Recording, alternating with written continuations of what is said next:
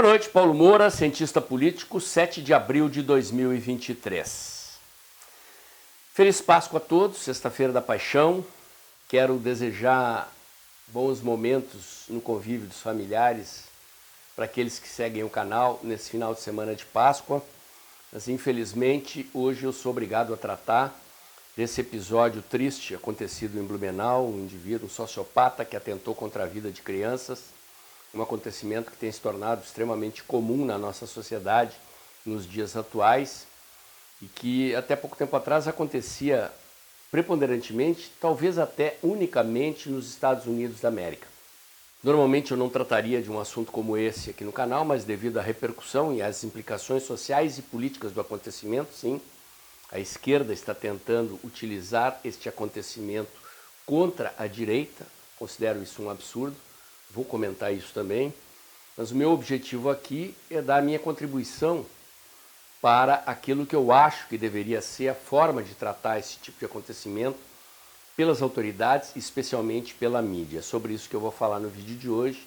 Me deem um minuto que eu já volto.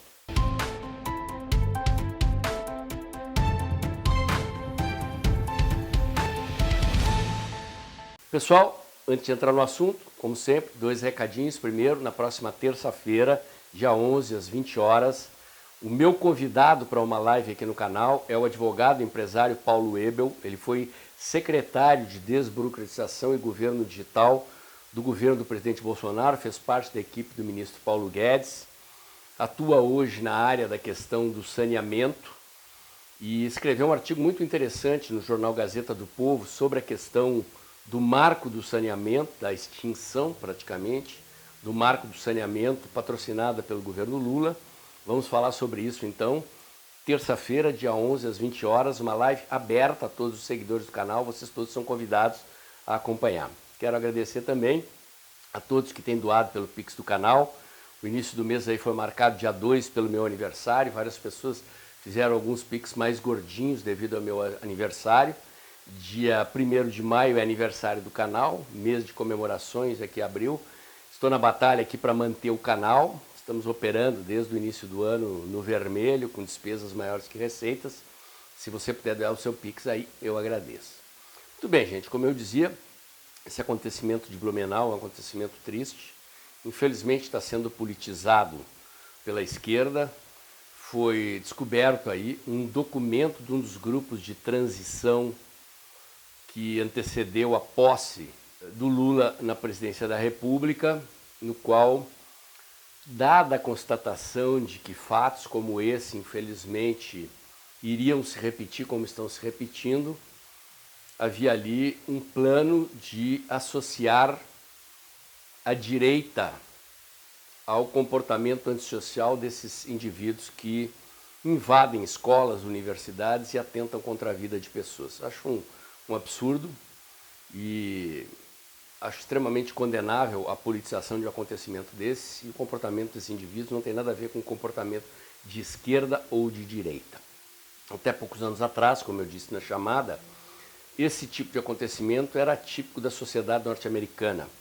Era comum nos Estados Unidos vermos atentados desse tipo. Em geral, acontecidos em escolas ou universidades. Houve um caso rumoroso também que aconteceu num cinema. O indivíduo entrou com uma metralhadora e fuzilou várias pessoas da audiência de um filme à noite, mas em geral são acontecimentos ocorridos em ambientes escolares. Qual a minha hipótese explicativa para esse tipo de acontecimento nos Estados Unidos?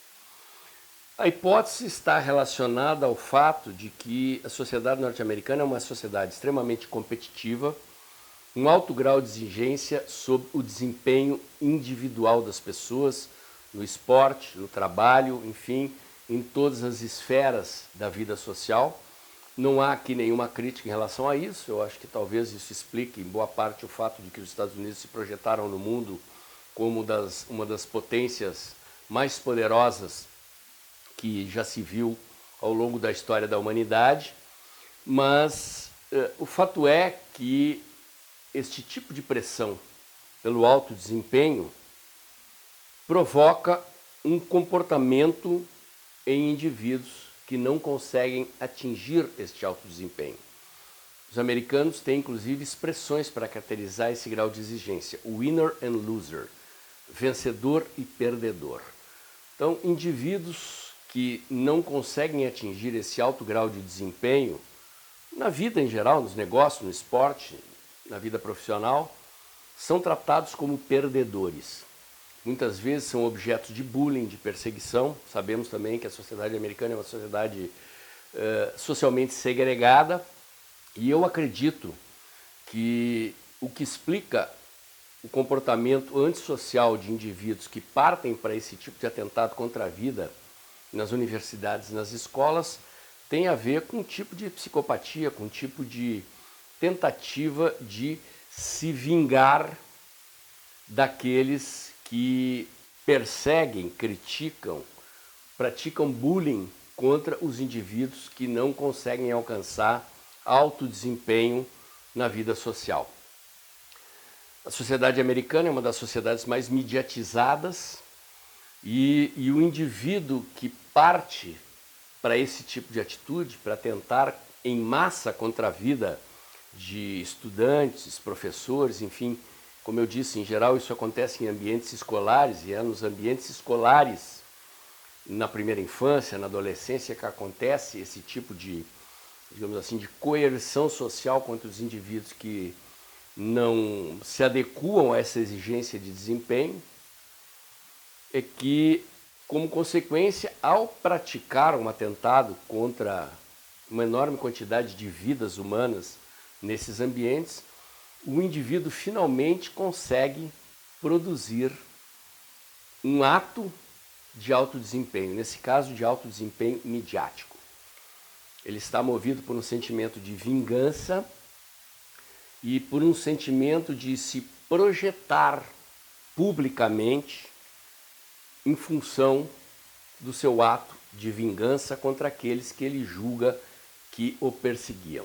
Podem não ser exatamente as mesmas pessoas que praticavam bullying, perseguição, cobranças de desempenho desse indivíduo na sua infância e na sua adolescência, mas são pessoas como tais, ou seja, colegas de colégio, colegas de universidade, professores, enfim, pessoas que oprimiam o indivíduo que assim se comporta, ou, no mínimo, que não tiveram gestos de solidariedade, de proteção, de compreensão sobre a incapacidade desse indivíduo corresponder em alto desempenho aquilo que lhe era cobrado socialmente. Bom, se essa é uma característica da sociedade norte-americana, por que que esse tipo de comportamento se expandiu pelo mundo e por que é que temos visto esse tipo de comportamento se repetir sucessivamente também no Brasil?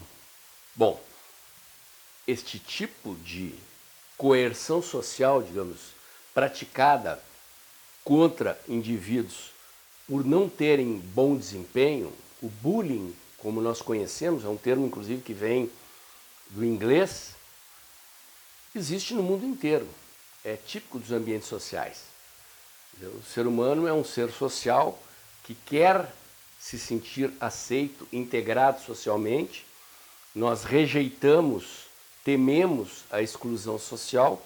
No campo da ciência política e da teoria da opinião pública, inclusive, existem teorias que explicam esse tipo de comportamento. A teoria da espiral do silêncio, por exemplo, que explica como se forma a opinião pública a partir da influência de líderes sobre liderados.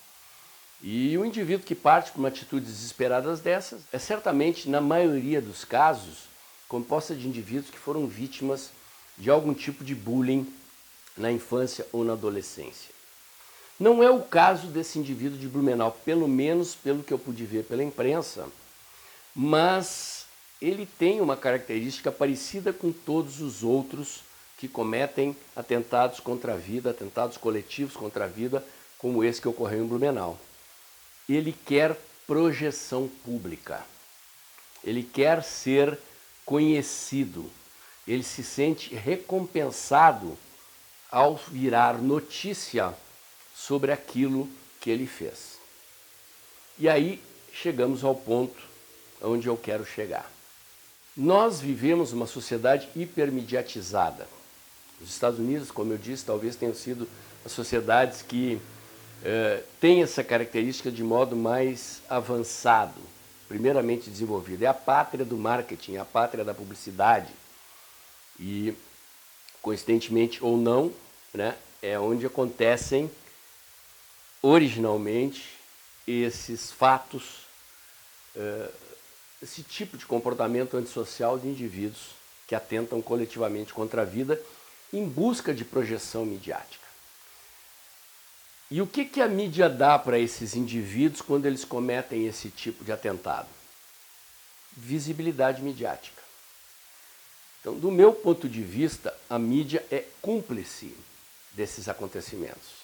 Eu não tenho certeza, creio que não, é lei, né, o fato de que há uma espécie de um pacto entre os veículos de comunicação de não noticiar acontecimentos envolvendo atentados contra a própria vida, praticados por indivíduos que em situações de desespero resolvem dar cabo da própria existência. Por quê? Porque comprovadamente noticiar esse tipo de coisa difunde, estimula outras pessoas em situação de depressão a fazerem o mesmo. Não é só sob aspectos negativos que a mídia estimula esse tipo de comportamento. Está comprovado, por exemplo, que quando bancos de sangue necessitam de doadores, se personalidades públicas, artistas, jogadores de futebol fazem campanhas pedindo às pessoas para doar sangue, a frequência nos bancos de sangue aumenta. Inúmeras pessoas seguem o exemplo, atendem os apelos e acorrem aos bancos de sangue para doar sangue. O mesmo acontece em fatos negativos como esse.